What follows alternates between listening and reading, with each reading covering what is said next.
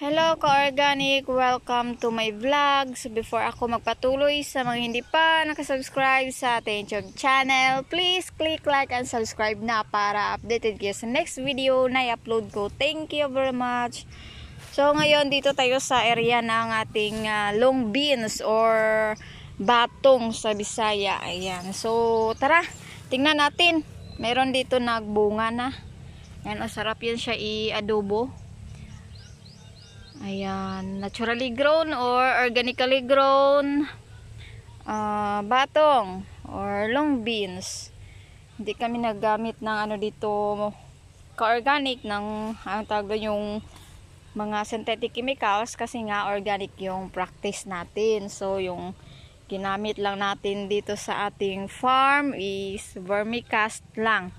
Yan lang, once lang tayo naglagay ng vermicast yung basal lang natin, yung pagtanim natin talaga. So, since nagtanim tayo na nito, yung long beans natin, hindi na tayo naglagay ng kung ano-ano pa dyan.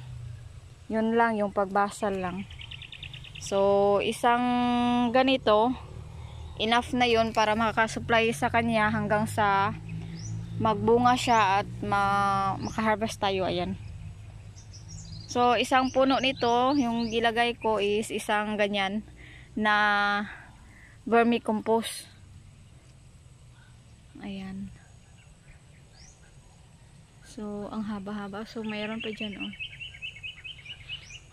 Ayan, mayroon pa na flowers. Ayan.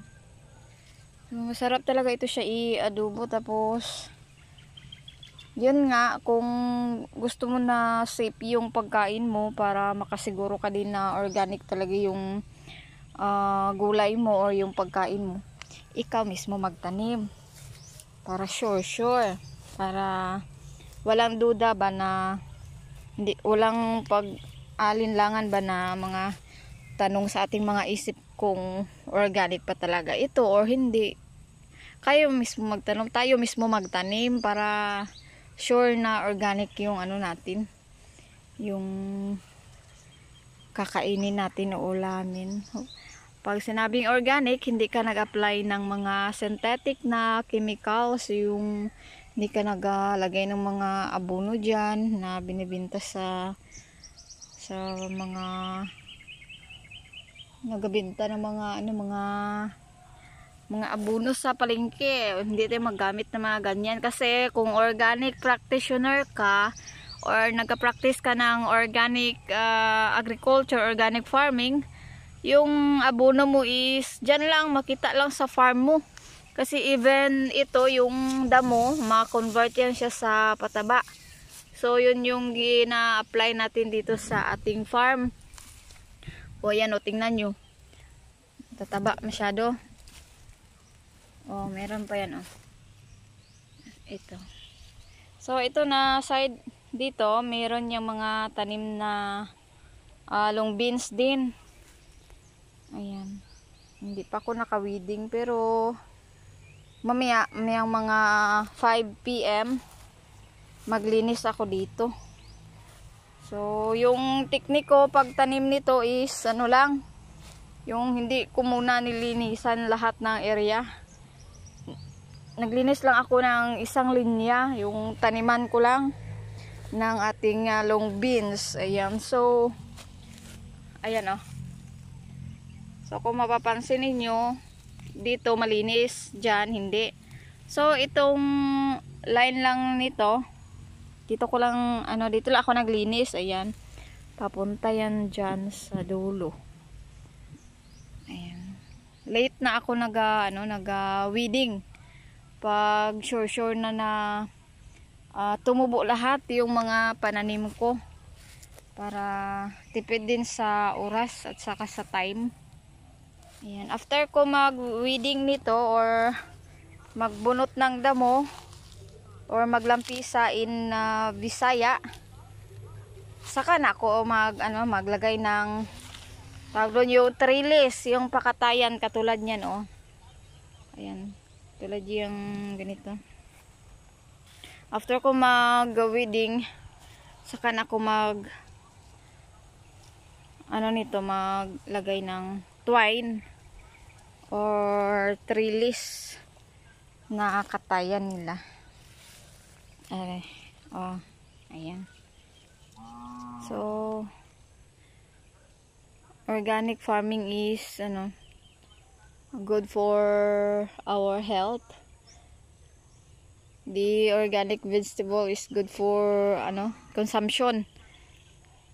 Tapos walang harm sa ating katawan, although laborious siya, worth it naman na kahit laborious siya, at least, 'di ba? Ma-sure mo din na safe at saka healthy yung kinakain mo or yung inuulam. Ayun. So, ito meron yung patula.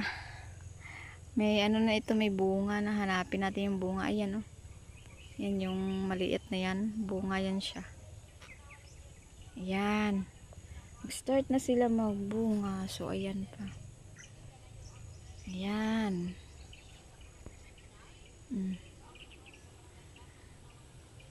So, kung may space kayo dyan sa mga bahay nyo, sa gilid lang ng bahay nyo, magtanim kayo ng gulay para may maulam tayo. Hindi na tayo maggasto ng pera, hindi na tayo magpalabas ng pera na pambili ng ulam, kasi nga yung ulamin natin is nandyan lang sa gilid-gilid sa ating bakuran ba or sa likod ng bahay. Ayan. So, itong akin na ito, pagtanim-tanim ko is lang ito. Yung lingaw-lingaw kung sa Bisaya or pampalipas oras. So, pampalipas oras lang siya. Pero na-enjoy ka na. Tapos meron din yung mga friends mo na sumusubaybay sa'yo sa Facebook. Mag-message yan sila sa'yo tungkol sa mga tanim mo. Tapos yung iba naman na mga friends mo is magbili. May available ka ba dyan? Pwede ba makabili ng tinanim mo na gulay? Ganon. So pag start na sila magbili ng vegetable mo na organically grown, na yan sila, order ng order, paulit-ulit, order na order. So, yung ginagawa ko is, yun. Nagatanim ako ng marami kasi nga, maraming sa akin, naga-message na mga kaibigan ko. Kasi gusto din nila magkain ng mga healthy na mga gulay, yung walang spray na chemicals. Kasi, organic yung major natin. Para mapakinabangan natin, nagtanim na lang ako. After ko magtanim, yun, binibenta ko. So, tinanim mo, binta mo sa mga kakilala mo, yun, pera na. May additional income ka na. Ayan.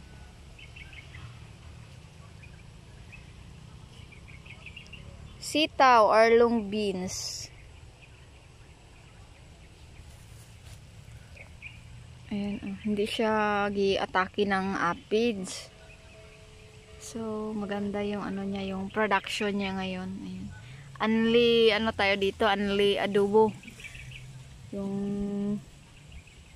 palagi ko ginagawa dito sa batong or long beans is ginaadobo ko. Ayan. So, yun lang muna for today's video, and see you to my next vlog. Go organic long beans.